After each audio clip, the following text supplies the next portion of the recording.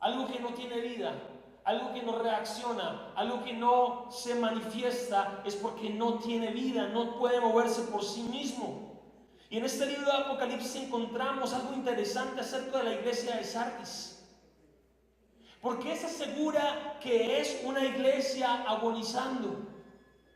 Y aquí podría colocarle un título a este mensaje y decir: una iglesia agonizante, una iglesia a punto de morir, una iglesia que está en cuidados intensivos. Porque dice el versículo 1: tienes nombre de que vives y estás muerto.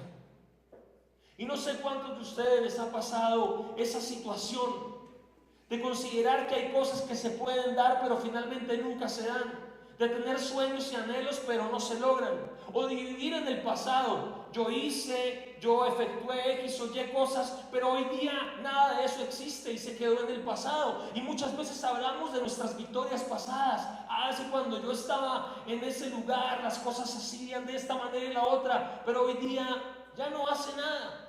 Y muchas veces queremos mostrarle a Dios nuestros atributos o nuestros logros del pasado, cuando eso ya en cierto modo no sirve de nada, porque el pasado ya pasó y el hoy es ahora.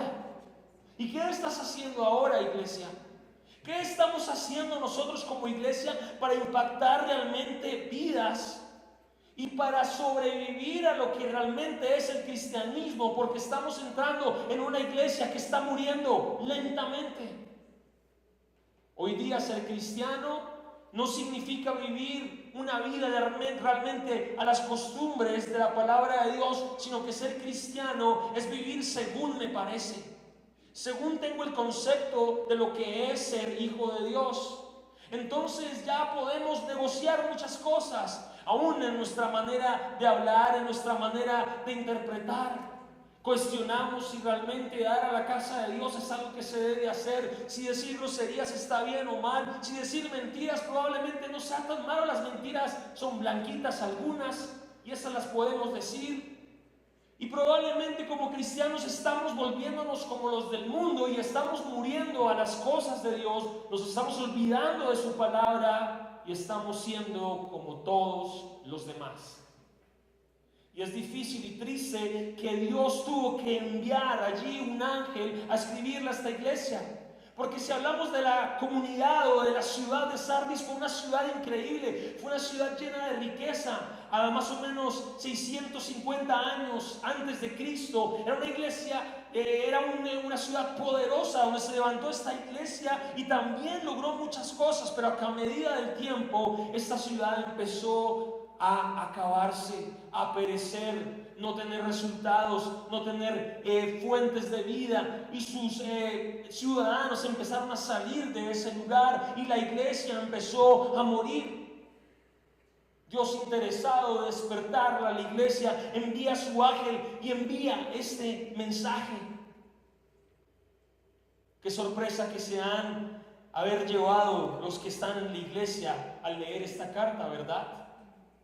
Imagínense que el Señor escribiera una carta a la iglesia de Nazareno de Modelia: dices que estás viva, pero estás muerta. Yo creo que los que estaban en la iglesia de Sardis se sorprendieron de ese mensaje que venía de parte de Dios, diciéndoles: dices que estás vivo, pero la verdad es que estás muerto.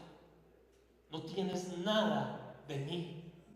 Simplemente vienes y te sientas, te acomodas en una silla, recibes, pero no hay allí nada de mí. Ver que el Señor los señala con esa condición de estar muerto. Entonces, ¿cuáles son las señales de una iglesia moribunda como la de Sardis? Y encontramos la primera razón, y es el costumbrismo. Y esto sucede mucho en los matrimonios que pasan más o menos de los 5, 6, 7 años. Se acostumbran entonces a vivir y que se levantan a cierta hora, que tienen que hacer el desayuno y esto y lo otro, y se pierde el fuego. Y ya esos matrimonios se vuelven como aburridos, ¿sí? Y por ahí mi papá el otro día contaba el chiste que estaban viendo el reinado y entonces pasaba la primera reina y decía: ¡qué porquería! Pero y el que estaba el amigo al lado, ¿cómo así? ¡Qué porquería! Pues esa mujer está hermosa. Y pasaba la otra y ¡qué porquería! Y venía la siguiente reina, ¡qué porquería! Hermano, pero qué porquería la que tengo en la casa. ¿Por qué? Porque se ha muerto el fuego, se ha muerto la pasión, se ha acostumbrado a esa pareja a tal punto que ya no le despierta nada. Sus deseos por su pareja están totalmente muertos. Y es lo que está sucediendo aquí en la iglesia de Sardis. Un costumbrismo, un acostumbrarme a venir a cumplir una religión. Y quiero decirles, hermanos, el cristianismo no puede ser una religión. Y si es una religión, hermano, entonces levantemos ídolos y aquí postrémonos a un ídolo que no puede hacer nada. Porque da lo mismo tener un ídolo y ser religioso. Pero nosotros tenemos un Dios vivo, un Dios real, un Dios poderoso, un Dios que sanó a mi hermano, un Dios que ha hecho grandes cosas. Entonces, no podemos hablar de eso como una religión. Entonces, adivinen a dónde van los que se mantienen en el costumbrismo. Y esto pasa en la iglesia. Y la palabra dice que tienes nombre de que vives y estás muerto. Vemos una iglesia que parece viva, pero en realidad está muerta. Quiero pedirle un favor. Cuando esté en la iglesia, mira a las personas que están a su alrededor y vea cuántas de ellas están mostrando gozo en su rostro. Mire, hermano. ¿Sabe que hay muchas caras largas por ahí? Muchos haciendo como, ay, tengo como hambrecita, ya son como está a punto el almuercito. Si son pocos o ninguno, me parece. Mi amigo, que estás en una iglesia agonizante. Si encontramos en nuestra iglesia personas así, es muy probable que nuestra iglesia esté agonizando. Otro favor que les voy a pedir es que cuando ustedes alaban y adoran a Dios, también observen cómo es la reacción de las personas alabando y adorando a Dios. Si usted nota caras largas, si usted ve personas que simplemente aplauden pero no cantan, déjeme decirle, es otra característica. Encontramos una iglesia agonizante, una iglesia que vive en el costumbrismo. A veces vemos personas que bostezan y lo más extraño de todo, que se duermen. Y es verdad, yo desde aquí he visto muchos que se duermen, que lo llaman a uno. No puedo ir porque estoy aquí predicando, hermano. Entonces, ¿qué es lo que pasó? La costumbre los atrapó o nos atrapó. Pero hay un grado más peligroso que el costumbrismo, y es cuando se vuelve una regla. Que es cierto, es el dicho, la costumbre hace la ley. Y eso lo entienden un poco mejor los abogados. Recuerdo que cuando estaba en la universidad en el primer semestre, a mí me dio muy duro el derecho, no se los puedo negar, pero duro. Pero recuerdo muy bien que él explicó algo acerca de la costumbre y cómo la costumbre se volvía ley. Y él decía que era como un camino por donde no se debía transcurrir. Había una avenida que se había hecho en asfalto por donde tenía que pasar la gente, pero era más fácil pasar por un atajo que era en medio de unos árboles. Y la gente por lo general no transcurría o no caminaba por el asfalto, sino que caminaba por este lado. Tantos años fue así que finalmente decidieron dejar esto y colocar el camino que debía ser, porque todo el mundo estaba acostumbrado a ¿qué? A caminar por allí. Por eso la costumbre muchas veces se vuelve ley. La gente lo repite tanto que finalmente se vuelve ley. Y eso es lo que sucede. Nosotros volvemos el venir a la iglesia a una ley, mas no una vivencia espiritual de realmente encontrarnos con nuestro Dios, encontrarnos con un Señor todopoderoso, con el dueño del universo y de todo cuanto existe, el que nos da vida y el que nos permite respirar. Pero nos acostumbramos que esto una vez más se ha vuelto una religión.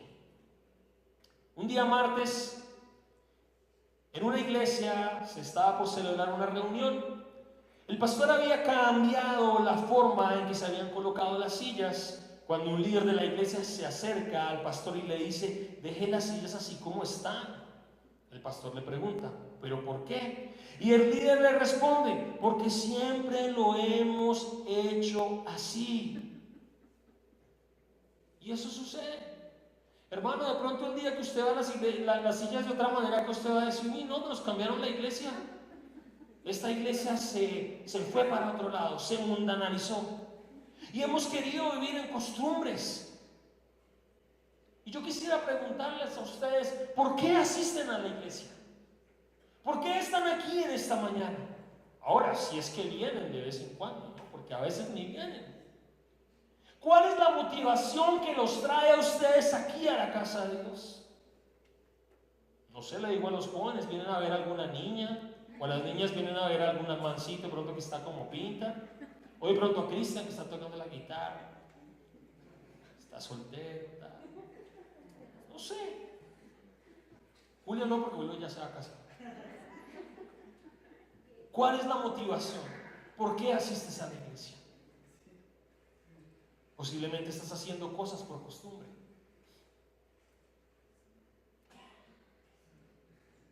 Si en tu comunidad de fe hay alguien que impone las cosas con el argumento de que así las han hecho siempre, sin presentar un argumento basado en las escrituras, entonces hay una fuerte de presunción de que estás en una iglesia que está agonizando.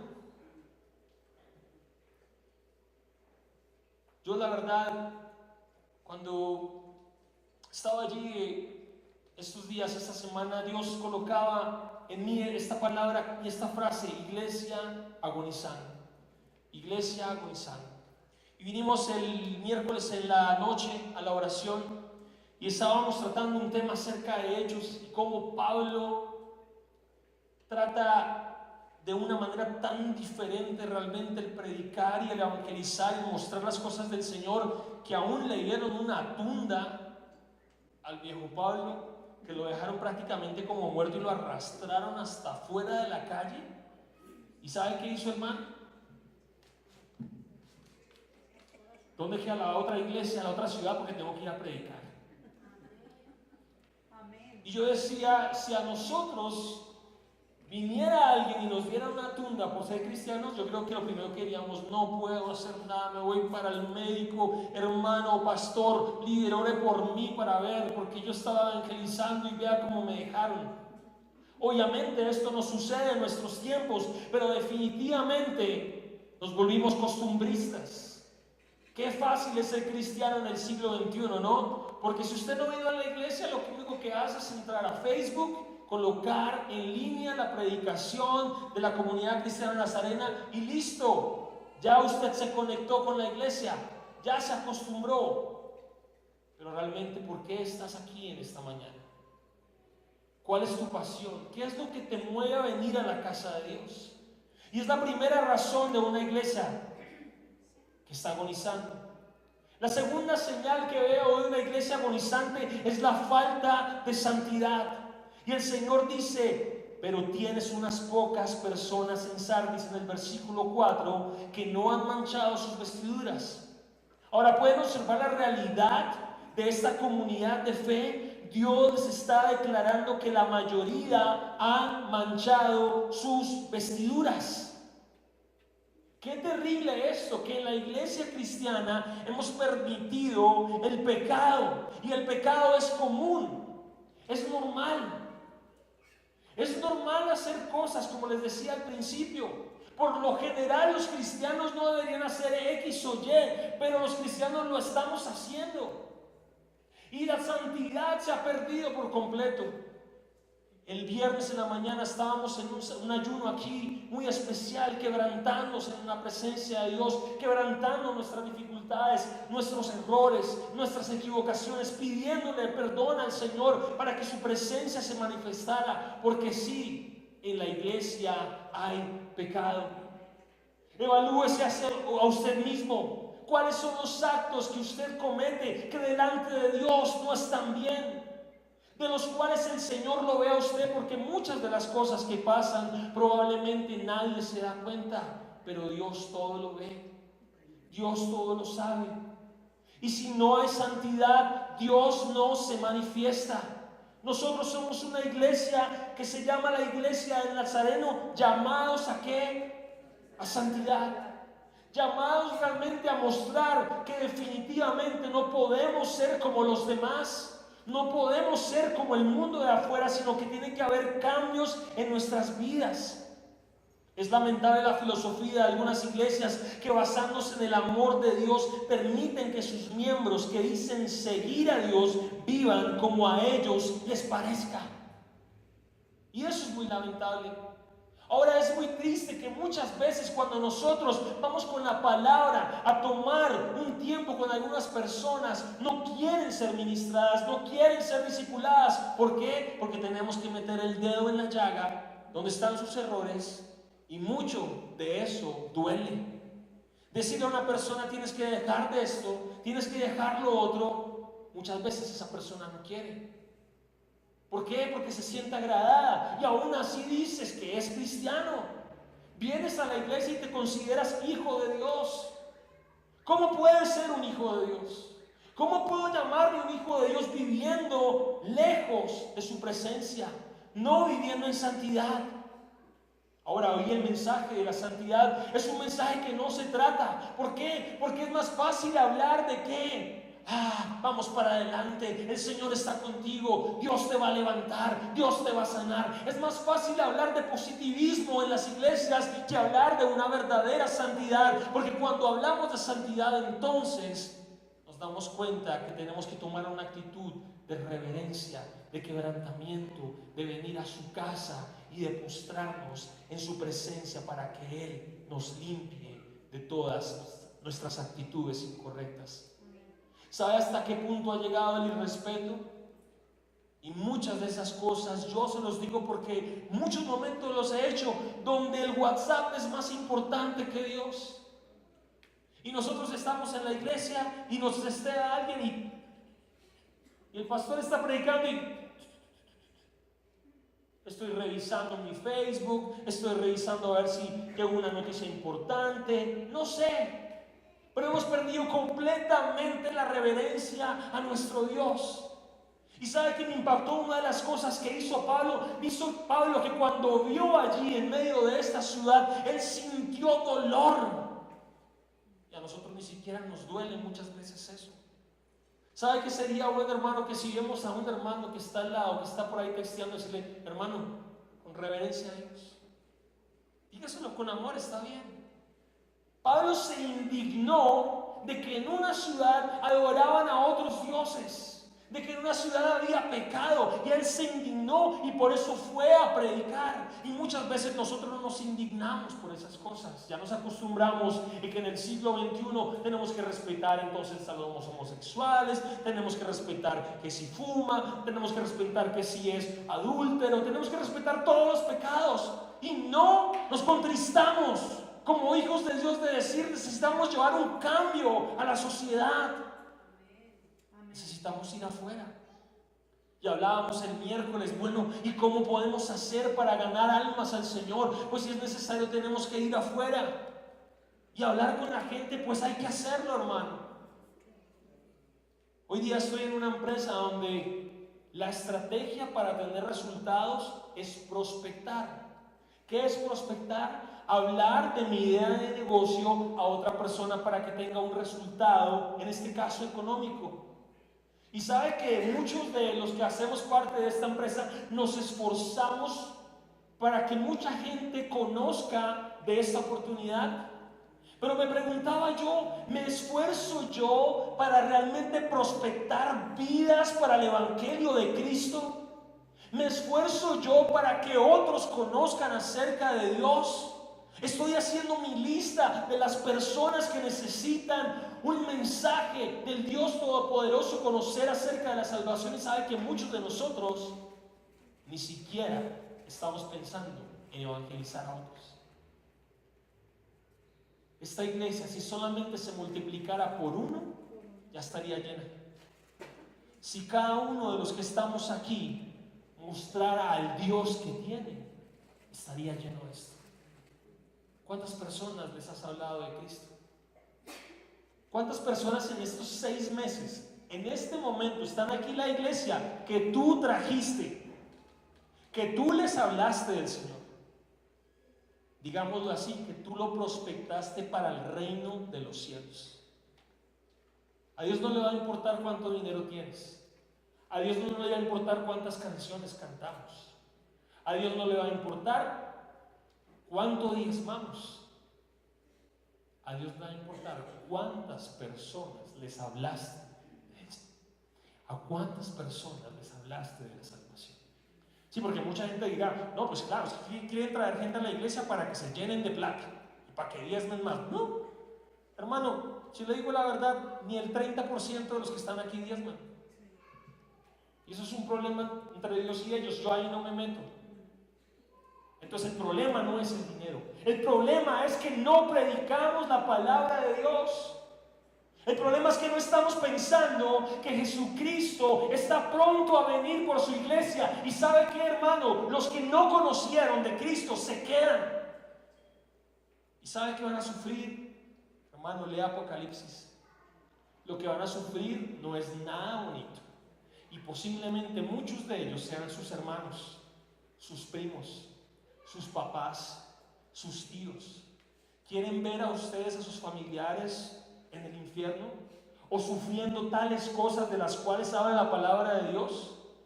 Yo no lo quiero. Yo no quiero que mi familia se pierda. Y en este momento estamos orando por toda la familia de mi esposa que no conoce al Señor, y estamos hablándoles de Dios.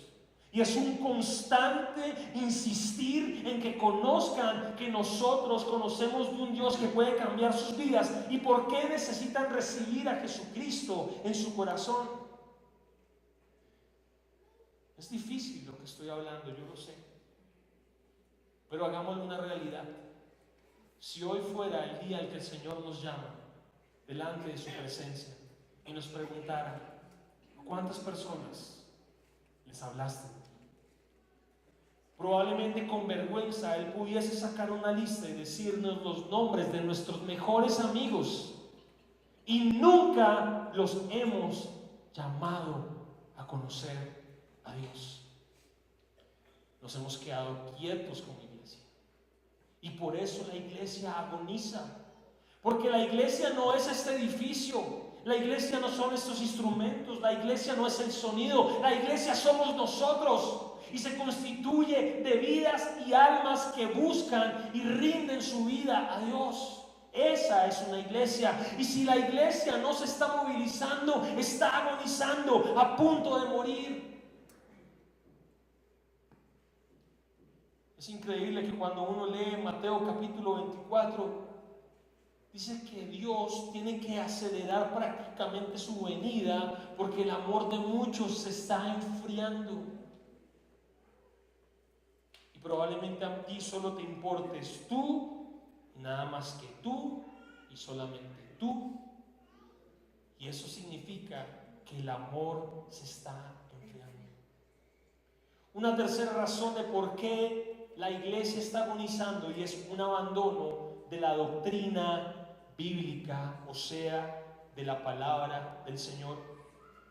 El Señor hace una solemne recomendación a esta iglesia y le dice: acuérdate pues de lo que has recibido y oído, y guárdalo y arrepiéntete. Es difícil ser cristiano. Yo no les voy a negar que ser cristiano entonces es súper fácil y es relajado. No, es difícil, cuesta. Y muchas veces, el otro día hablábamos con el pastor y decía que hay un libro que dice que es casi que imposible ser cristiano. ¿Por qué imposible? Porque tienes que renunciar a tantas cosas que prácticamente se vuelve imposible. Pero cuando uno conoce la palabra de Dios y empieza a conocer el Dios que tiene, y empieza a entender que si realmente la palabra toma vida en nosotros, entonces sí puedo ser cristiano, pero necesito recibirla, necesito escucharla, necesito guardarla y arrepentirme. Y me encanta un versículo que dice: ¿con qué limpiará el joven su camino? Con guardar su palabra. Y siempre lo recordaba. Como yo como joven, bueno, ya no soy joven, pero cuando era joven decía, ¿cómo yo como joven puedo ser realmente un hombre que vive bajo la doctrina de Dios, que vive bajo la obediencia a Dios, si guardo su palabra? Es la respuesta. Si realmente logro tomar los versículos de la Biblia y memorizarlos y ponerlos en mi cabeza, ¿sabe qué pasa? Que cuando yo voy a hacer algo indebido, automáticamente se activa ese versículo y me dice aquí qué debo hacer y qué no debo hacer. Amén. Se activa la palabra de Dios en mí. Pero yo no sé cuántos de ustedes conocen realmente la Biblia. Si hiciéramos un concurso en esta mañana, bueno, vamos a hacer ¿qué le llamamos? Esgrima bíblico. ¿Cuántos versículos de la Biblia se saben los hermanos? Y le podría decir sin equivocarme que más del 90% de acá no se sabe de memoria más de 2 capítulos de la Biblia. Y eso es una vergüenza si nos llamamos cristianos. Porque si yo me digo llamar algo, y en este caso cristiano, quiere decir que conozco la doctrina. O sea, yo no me llamo cristiano porque esto es un club, porque esto es para venir a pasarla rico, o porque los cristianos los domingos por la mañana van a la iglesia. Los cristianos son seguidores de Dios. Los cristianos son aquellos que viven bajo la doctrina que emana el Espíritu Santo a través de la palabra. Y un desconocimiento total tenemos de la Biblia. Hemos dejado realmente los rudimentos y nos hemos puesto a mirar un montón de cosas por internet porque el entretenimiento es bárbaro, hermano. Y si no, pregúntenle a la gente que nos sale de Netflix, de YouTube, de Facebook, de Instagram. ¿Usted cree que Dios está metido en esas cosas? Dios está aquí, pero hay que buscarlo. Hay que dedicarle tiempo, pero claro, como es que esto es tan interactivo, como es tan bacano, como es tan chévere chismosear la vida de los demás, ¿sí? Entonces sabemos más de nuestros vecinos, sabemos más de lo que va a pasar con el presidente Trump que lo que dice la palabra de Dios.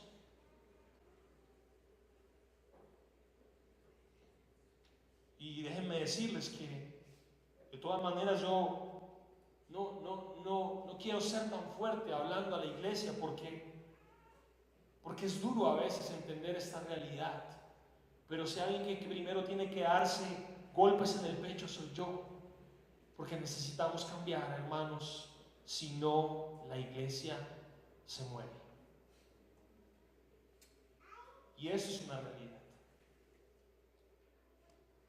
¿Por qué no hay más crecimiento en nuestra iglesia? Porque no hay hombres y mujeres que realmente viven en el Espíritu, sino que están muertos en costumbrismo, falta de santidad, abandono de la doctrina bíblica por completo. Y eso era lo que me recalcaba el Espíritu Santo esta semana. Al leer el libro de Hechos uno queda sorprendido de cómo estos hombres realmente entregaban su vida por Dios y por qué lo hacían entonces en aquella época y en esta época ya no lo hacemos. ¿Cuál es la diferencia si Cristo no ha vuelto todavía?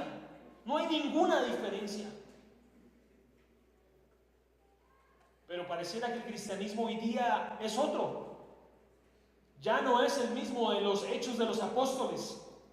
Pero si usted lee y vio la vida de Esteban, un hombre consagrado a Dios, predicándole a los judíos atacándolo porque eso era un engaño. ¿Cómo es posible que Cristo sea el Mesías? No es posible. Y dice que aún le arrojaron piedras y lo mataron.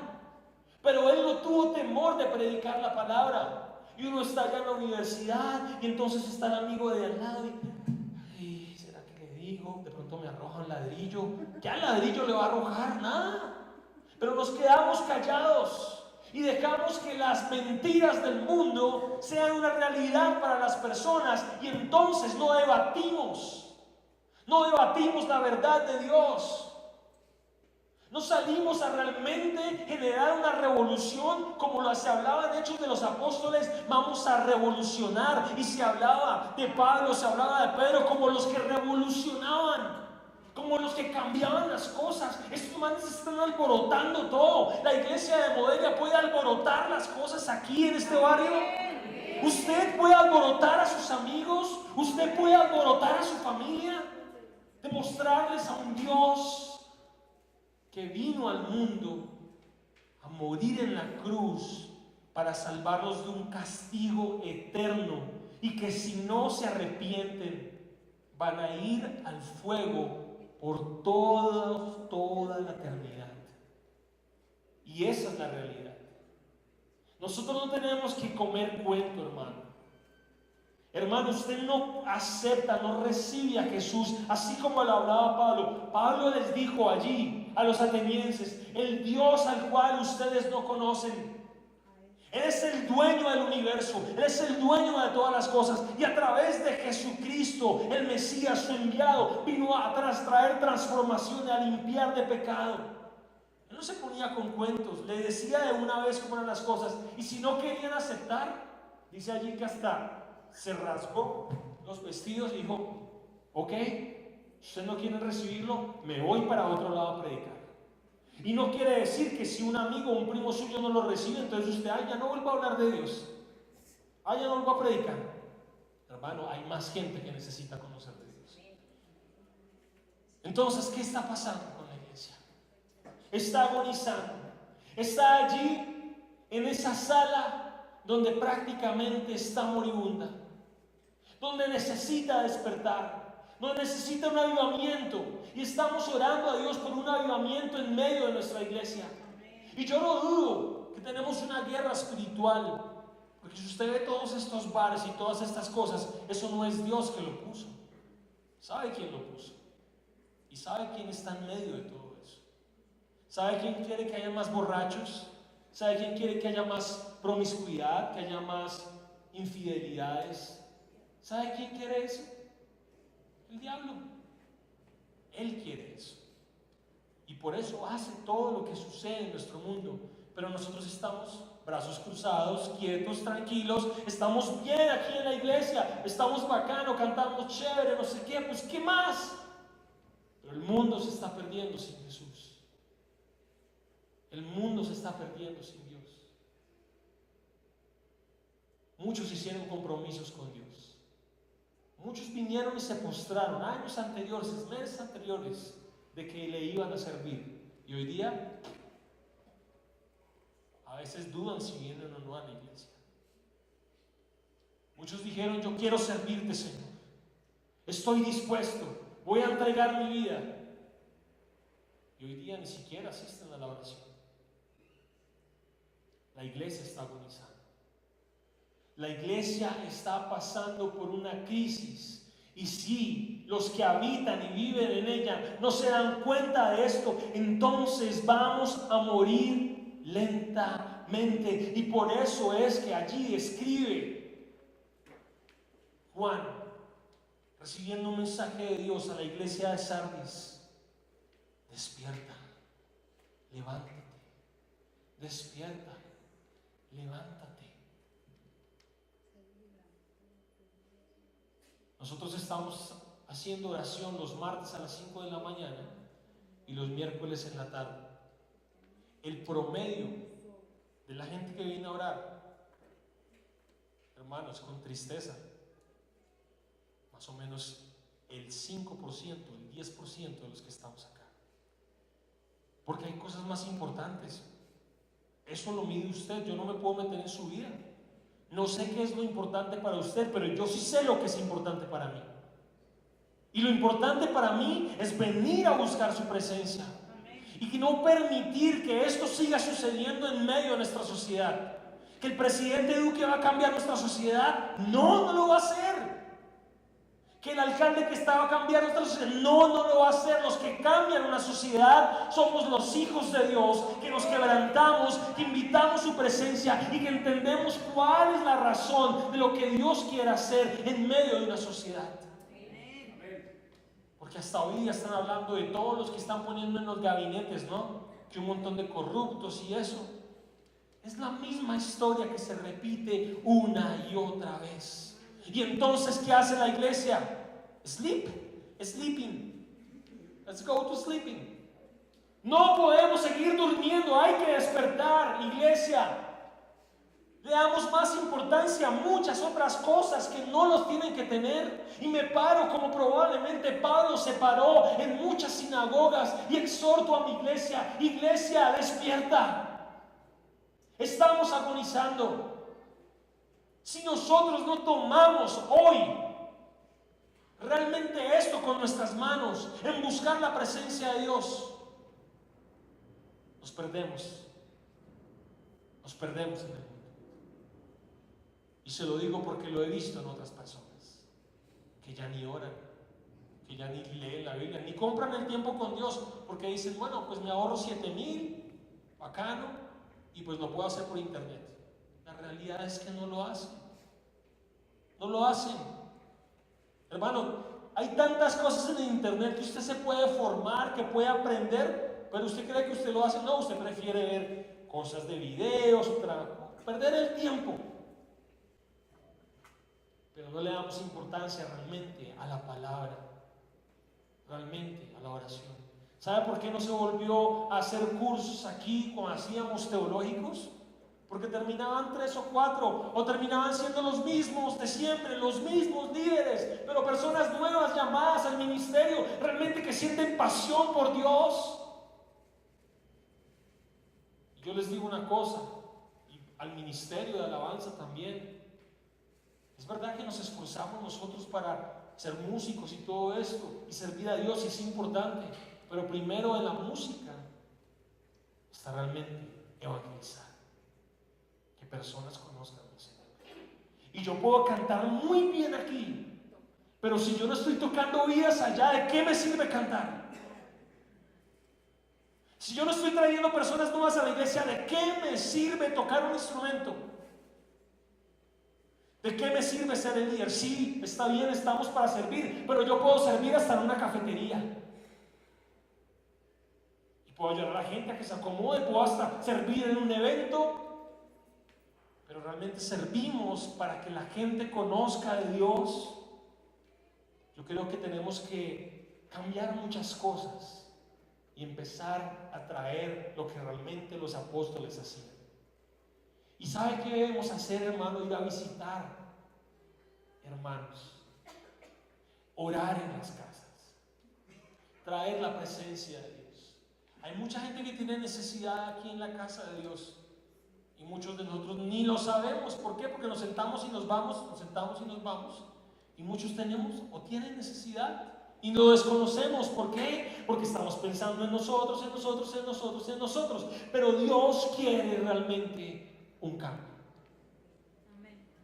Y sé que probablemente ahorita muchos ya están marcando el reloj, están diciendo: uy, Juan Carlos se está demorando. ¿Y qué tal si Dios nos pidiera quedarnos esta tarde y que buscáramos su presencia? ¿Cuántos lo harían? ¿Otra vez el mismo 5% o el mismo 10% de siempre que viene a orar? ¿Y los demás qué? ¿Los demás no son hijos de Dios? ¿Los demás no son llamados también? Claro que sí. Entonces, yo quiero en el día de hoy que usted tome su vida y examine. ¿Estoy agonizando? ¿Mi vida como cristiano está agonizando? ¿Me estoy acostumbrando simplemente a llamarme un cristiano? ¿Estoy viviendo fuera de la santidad de Dios? ¿Estoy dejando su palabra en las doctrinas bíblicas? Si esa es su condición, hermano, yo le invito a que usted hoy haga lo que dice la palabra de Dios, que tome conciencia en su corazón y que se arrepienta, porque Dios quiere hacer cosas con su vida. Yo no sé si usted siente ese mismo llamado que yo, y yo no sé si usted siente cómo le arde el corazón porque las vidas se estén perdiendo, pero a mí me duele saber que conozco personas que se pueden ir al infierno porque no les he hablado. Y Dios lo sabe y no me deja mentir, que las personas que se acercan a mí, uno a uno, les hablo de Dios. Porque yo sé que Dios va a venir y me va a pedir cuentas de cada uno de ellos.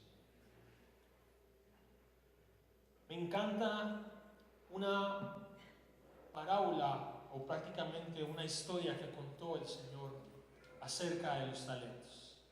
Y dice que Él dio a muchos formas o maneras de predicar, otros les dio maneras para cantar, otros les dio formas para el servicio, pero que Él volvió nuevamente a mirar cuál fue el resultado de todo lo que hicieron. Algunos cumplieron y pudieron lograr más cosas, otros simplemente cogieron esos talentos y los ocultaron. Y Dios le dijo: ¿sabe qué? Ustedes que hicieron eso, no los conozco, no sé quiénes son ustedes, apártense. Y sería muy triste y muy duro eso. Ahora, yo no sé si aquí hay una persona nueva que por primera vez viene a la iglesia, pero quiero decirle una cosa: Jesucristo vino al mundo a morir en la cruz del Calvario para limpiarnos del pecado, porque somos pecadores. Porque tenemos en nuestra esencia cometer errores, así como los niños pequeños se quedan con sus juguetes y no lo prestan, tienen envidia, dicen mentiras. Viene una esencia en nuestro ser que se llama pecado, que entró a través de Adán y Eva. Y eso nos aparta de Dios, porque Dios no se junta con el pecado. Dios es santo, santo, santo. Y aquel que ha pecado dice que necesita juicio y castigo.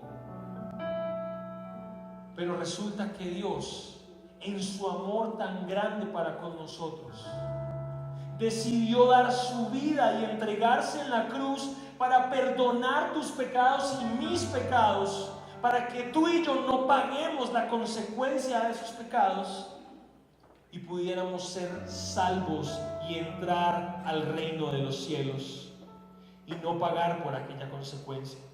Y no sé si hay aquí que exista o hay alguna persona que por primera vez escucha el mensaje de Jesús. Jesús quiere salvarte, Jesús quiere perdonarte, Jesús quiere restaurarte, y ese es el mensaje que predicamos nosotros los cristianos. Nosotros no predicamos otra cosa. Si alguien le predica a usted de otra cosa, hermano, olvídese, no es cristiano. El mensaje de la palabra de Dios desde Génesis hasta el Apocalipsis es que Cristo se reveló a una humanidad y a través de la cruz vino a traer vida y restauración. Y yo no sé si usted el día de hoy tiene el deseo de comprometerse y de recibir a Jesús en su corazón. Y si usted quiere recibir a Jesús en su corazón, quiero que levante su mano y lo voy a invitar a que pase aquí al frente. Yo quiero que usted reciba al Señor Jesús. ¿Para qué? Para que lo libre del castigo eterno. Porque si usted no acepta a Jesús en su corazón, el día de mañana, si usted muere, se va para el infierno. Y esa es la realidad. Así que si hay alguien más, aparte de estas tres personas, que quiera recibir a Jesús en su corazón, lo invito a que pase.